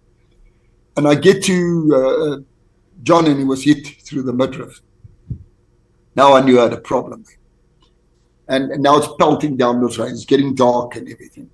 But just before the contact, I actually saw 2 gooks carrying a guy on the stretcher quite a way down, and we tried to rush to get to them, and everything went wrong. Anyway, the type of terrain, it was a slope downwards, rocks all over, had an opening. I knelt behind John's body, was firing over his body, and he was screaming like crazy. Now it's going to draw fire me. So I took my face veil off my neck. You know, the old face veil we had issued in Rhodesia, and I stuck this in his mouth to try and subdue, just to keep the sound down so we don't draw fire. And then all I had on me was sausagons, and his sausagon and bomb bandages. Now, the crappy thing that happened over there, John was the medic in the team. And when he rushed down to me, when I called him, he left the MA3 pack behind on the Gommel. Oh, no, we didn't have morphine or nothing. I've got sausage. Sausagon doesn't help when you hit like that, you understand? You need morphine. And the bomb bandages, I only had 2. I couldn't contain the bleeding, you know. And it was bleeding like hell. Now, a thing that I've neglected to mention, whilst we were at the farmhouse, I was training John how to, you know, throw the old punches, because I used to do quite a bit of fighting on my days. I was a boxer and all this stuff. And I was training him, and it was we had a good time.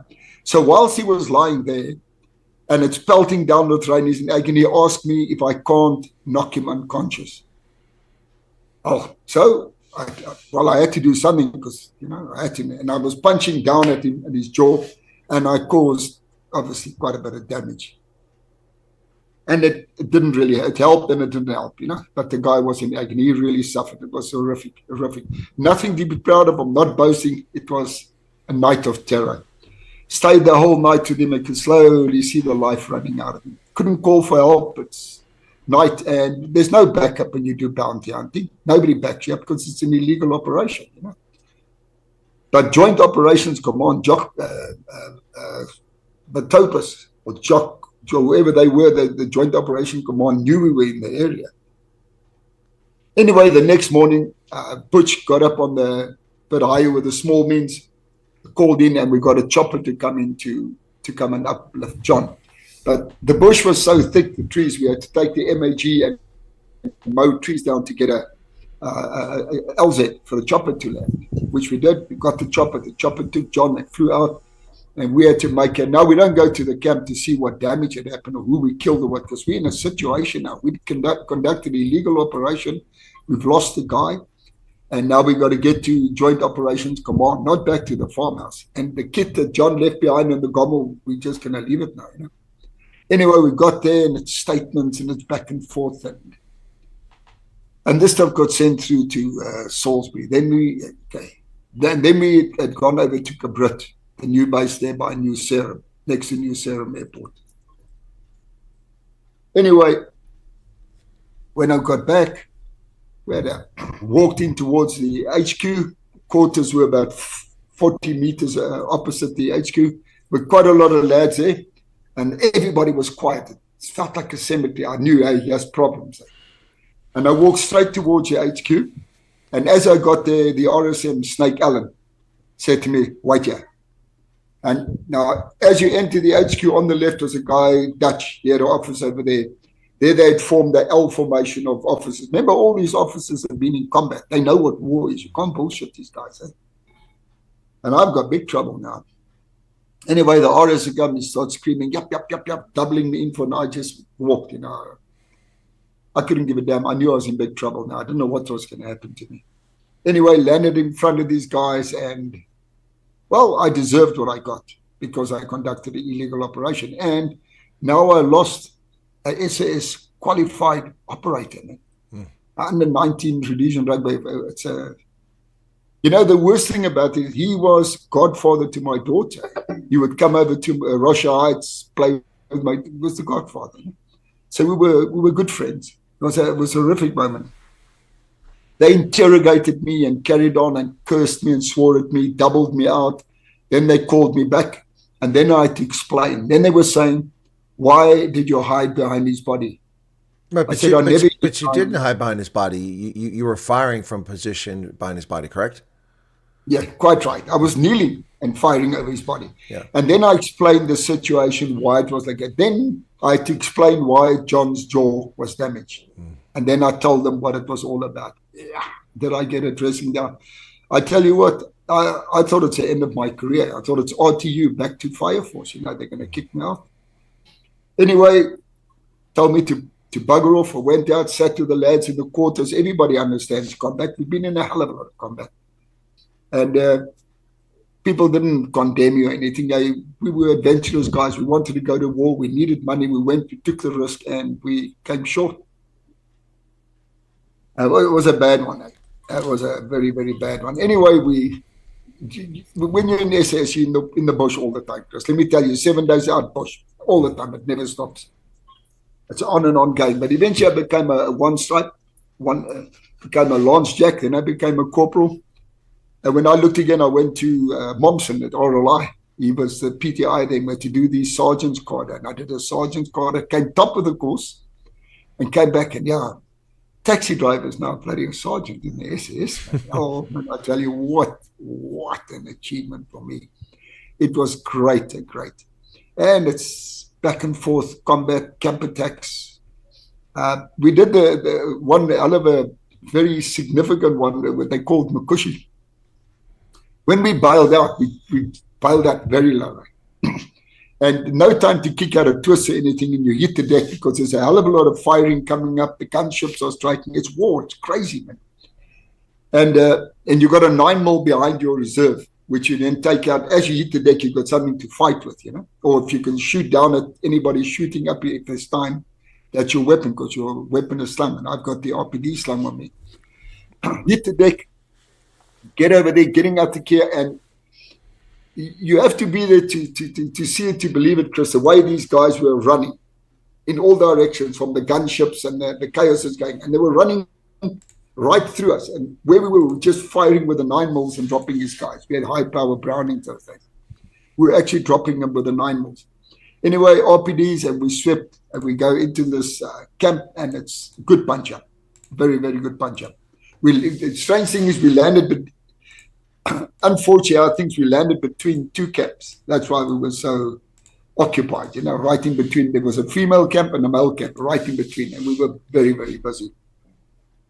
While we were sweeping through the camp, Colin Willis, he was then on my right flank, and I sort of fell behind because of the ground, uneven ground, and he had moved ahead, and this massive branch that was from all the bombing, it fell off. I was coming up and I saw, hey, there's something happening in the branch, and I yanked it up. And just one of these gooks with the SKS, turning it onto Colin Willis's back. And so I grabbed the SKS and sorted the one out to the own SKS. I got rid of him. Well, it was a her anyway. Anyway, we swept through, got to the other side of the camp. A lot of punch up. Awesome, man.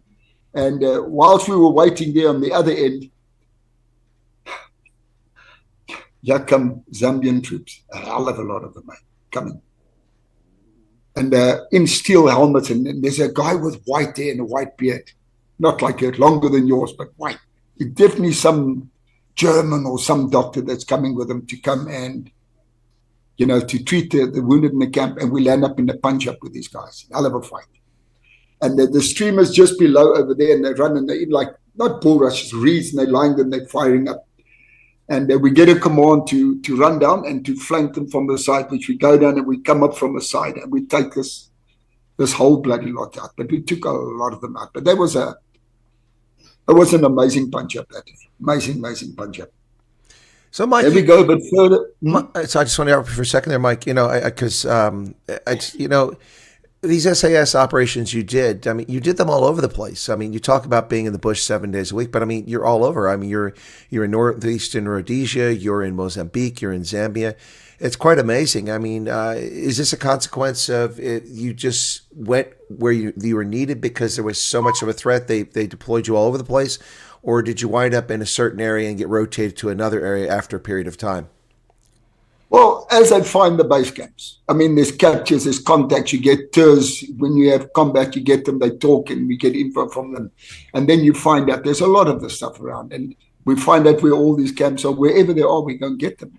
We go after them. So you wind up all over the place because, I mean, by this stage, by the mid-'70s and late '70s, they were just pouring in from Mozambique and from Zambia. It was crazy, wasn't it?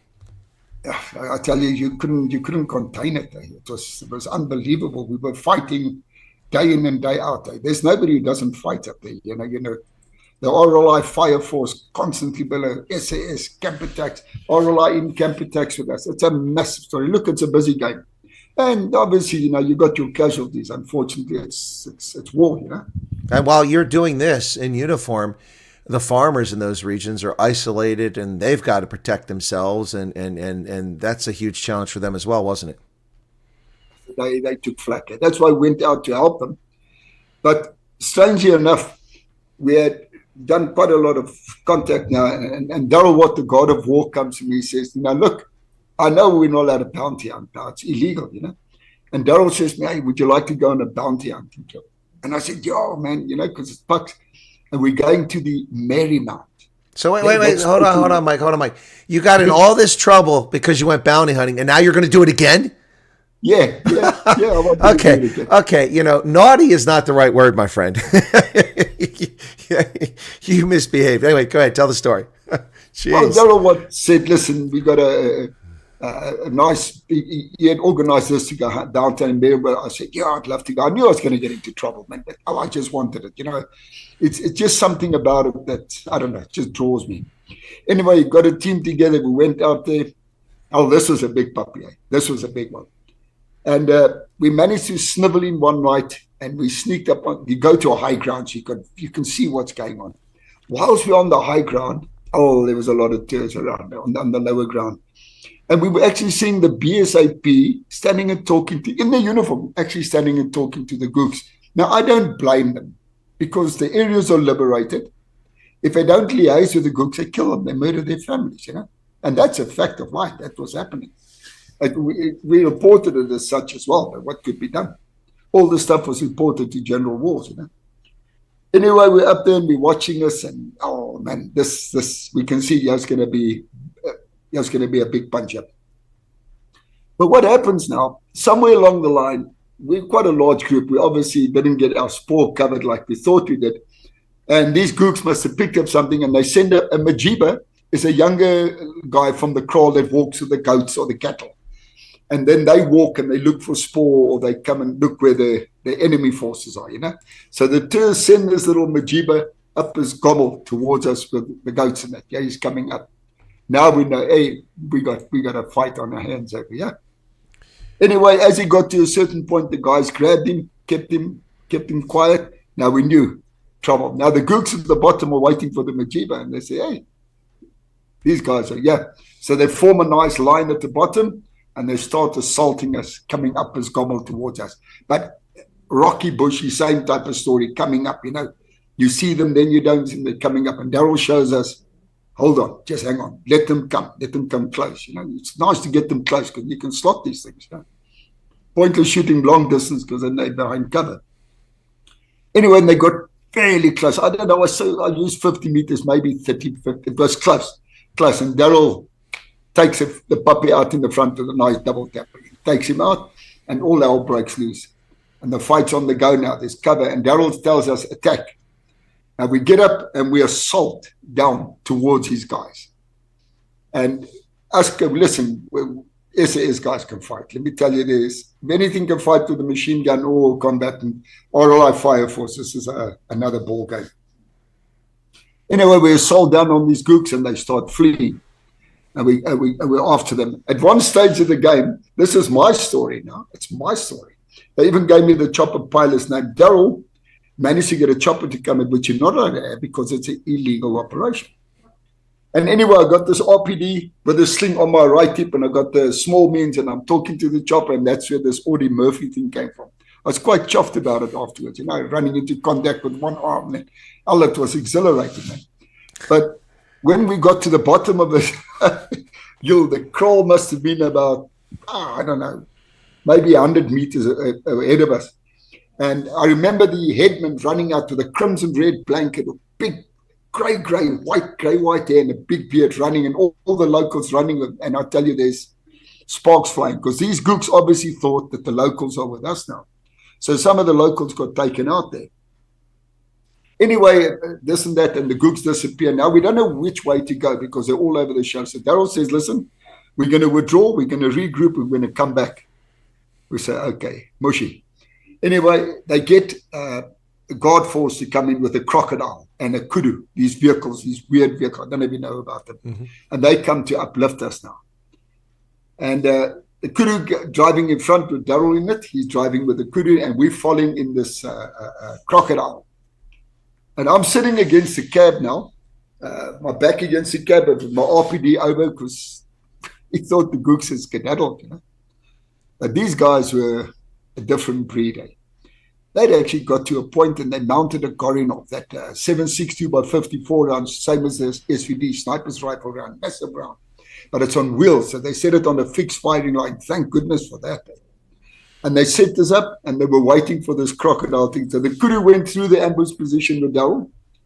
And as Daryl was through 30 meters probably ahead of us, as we went into a little bit of a dip, they opened up on us. But once again, who's the guy that gets the brunt of it? Mike West. I'm sitting with my head against the cab on my back.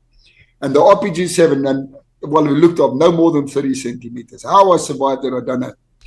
My eardrums blown, my weapons are full of shrapnel, everything. And the guard force guy shot to smithereens, in the cab. And we under fire now in this ambush position. But they'd set this Gorinov at just the perfect height. We just hit beneath the lip. Luckily, no armor-piercing rounds. None of us would have survived. Just under the lip. Now I'm groggy. My ears are blown. And I don't know.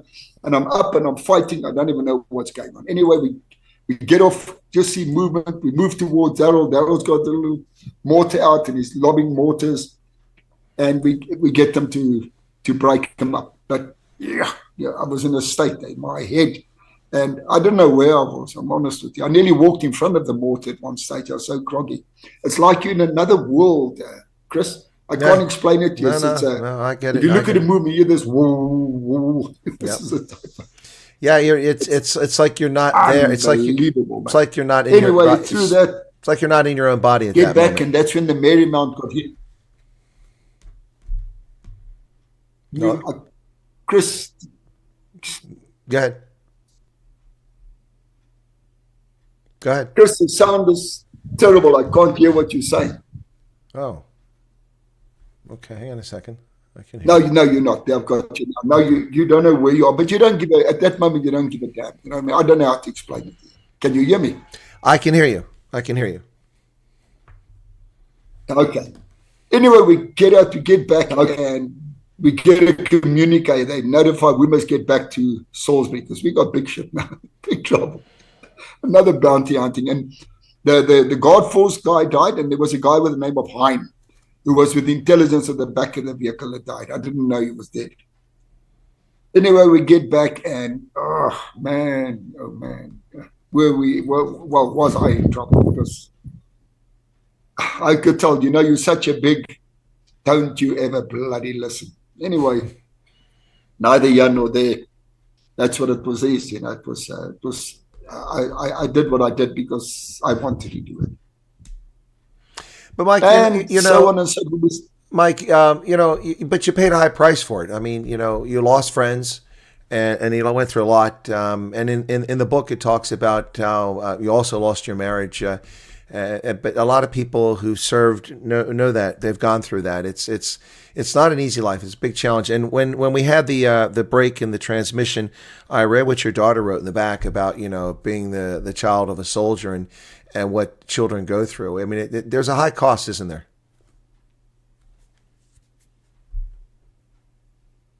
Yeah, it's well, that didn't. I lost my family when I was down in South Africa with the Rekkies. When I was up in Rhodesia, nothing happened over there. When I came home, I still had a family. You know what I mean? Although my family, they removed my family, took them out and flew them to South Africa because I was a pretty busy lad, and these guys got onto me and they knew where I lived, so they had to take my family out. You know, so it was an interesting story that and. We carried on and on and on with this. There was still a hell of a lot of war. And then, you know, if you look in the thing, we're still in Rhodesia. You saw that attempt we made on Mugabe at Fort Vic. Now, what happened was Darryl Watt and I get appointed, nominated. I don't know. We did that Mapai raid as well. Him and I got sent in as well. I don't know why we were the ones that always were sent. You know, they sent us to put that raid in the tree, and oh man, we nearly lost our lives with that bomb raid. You know.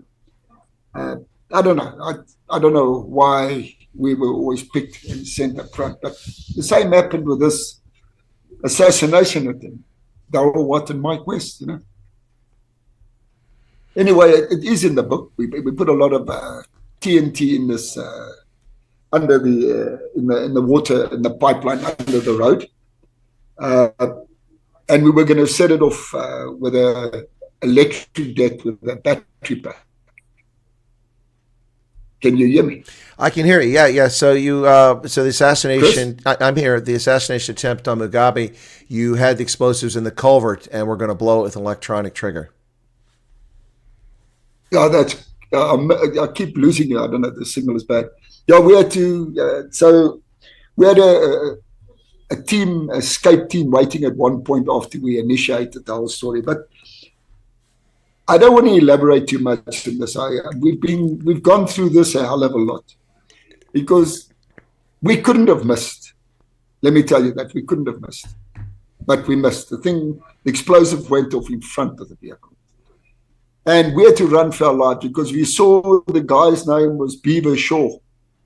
He was at Fort Vic that they were on standby, and they went up with a K car, and he assured us. He actually sent me a message that he sent through that these guns were cold because having an attempt on Mugabe's life, he just said that these aren't bad people, you know. But Darryl and I were ducking and diving under the trees with this K car circling us. We're thinking, oh, this guy, I mean, one burst from that lot and you're gone, you know. A tree doesn't work behind a K car with a 20 mil, you know.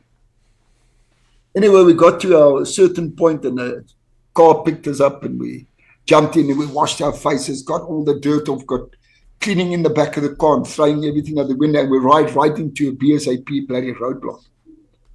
And this guy stops, and we got a cover story, and the guy's name was Joe, and he's telling the cover story, and he leans down, he looks in the back of the vehicle, and he sees Darryl. You can see he knew Darryl was. He just nodded his head and said, "Okay, go," you know. And then we left from there. That was but I can only imagine had that assassination attempt been successful, how history would have played out after that. Would have been very different, I imagine. Come on, tell you, it would have been. Remember, it's the first black guy that was now taking over. I can tell you now, we would have been executed because it got out anyway. We found out also they knew. So we would have been killed. Darryl Watt and I would have been executed, wouldn't have known what. Had we succeeded, we would have been gone. But I don't understand. There's a lot of questions about that. And I've done a lot of read up and I've checked a lot and Darryl's done a lot. Things don't add up over here, all right? Don't add up. But I'm actually, today I'm grateful we missed because even if it killed him, it still would have gone that way. It doesn't matter what we've done though. We couldn't have stopped this. This was going to happen, you know? It would have delayed it and caused other setups. And then we tried a second time to take him out at his house and that got aborted as well. Yeah, no, it's I don't know what would have happened vis-a-vis Joshua Nkomo if he would have been Can you hear me? I can hear you. I was saying I don't know what would have happened with Joshua. Chris? I'm here, Mike. I'm here. Yeah. So, Mike, why don't we do this, Mike? We'll wrap up here, okay? And we can pick up your story after this. And, of course, you go to join the Rekkies in South Africa. That's a whole other story. And hopefully you get a better connection on next time. How's that? Is that going to work okay? Yeah, I'd prefer it as well because today wasn't a good day. It was difficult with the comms and that. And Absolutely. Things don't run smoothly like this. It doesn't go through well like this. It's not good. All right, Mike. Well, then I want to thank you, and we'll pick this up again. We'll do it sometime soon. Hopefully, get a better connection, and we'll pick up with this story, and we'll rehash a little bit of what you talked about, but not go in the kind of depth so that we bring people up to speed. So, Mike West, super special forces soldier, special force super soldier. Thank you so much for your time today. I appreciate it, and patience with the audience at the technology. But, Mike, thank you very much, and I'll let you drop off, and we'll chat again shortly. Okay. Chris, thanks a lot. Appreciate it. My pleasure. All right, folks, there you go. That's Mike West, Special Force Operator, South African, who served in Rhodesia and also who served in South Africa later on. So now for some people who were curious about why, so somebody earlier said that clearly it doesn't make any sense. Surely you would have gotten, training about anti-personnel mines in basic training.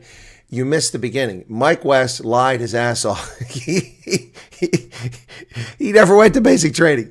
He tried to enroll in the SADF, the South African Defense Force, but he'd never finished matric, and he wasn't a person of faith. And so he went, and they turned down his application, told him to get stuffed, so he couldn't join. So he wound up working in the taxi industry after leaving the prison service, and then he decided, to hell with this, I'm going to go to Rhodesia. He went to Rhodesia and concocted a whole story saying he was part of a fictitious infantry unit. Excuse me. Fictitious infantry unit in the SADF, and he had all this infantry experience, and they hired him. They probably knew he was full of crap, but they needed soldiers, so they got Mike West. So he never went to basic training. He did go to selection course later on, but that's a different story. But he never went to basic training. So that time he went out with a landmine, he had no training whatsoever. Nothing at all. So that's what happened there. Anyway, folks, thanks for being here. Sorry about the bad connection. And we'll sort that out and try to do it better next time. But that's Mike West. If you're curious, I put the link in the chat a little while ago. This is the book he was talking about. It's written by Hannes Vesels, who's written several books about Rhodesia. And you can get it on Amazon. And South Africa, I don't know if you get these things. You can probably pick this up in South Africa at Exclusive Books will be my guess. You can order it through them. But it's not a particularly long book, but it has a lot of stories and quotes. Some of what Mike shared here you'll find in the book, and I think you'll find interesting if that is of interest to you. But it's a period of history that needs to be documented, and people are making an effort to do that. So we try to do that here today. Thank you very much for being here, everybody that tuned in. I usually do my news at this time, and I guess I'm not going to do the news. We'll do the refugee chat here a little bit later on, okay? And at 8 p.m. South African time. Thanks for tuning in. I do appreciate everybody being here, and thanks to my guest, Mike West. It was a pleasure despite the technical challenges. And we'll see you a little bit later here on the program. Thanks, folks. Have a lovely day. Do appreciate your patronage and your viewership. So thank you so much. Cheers.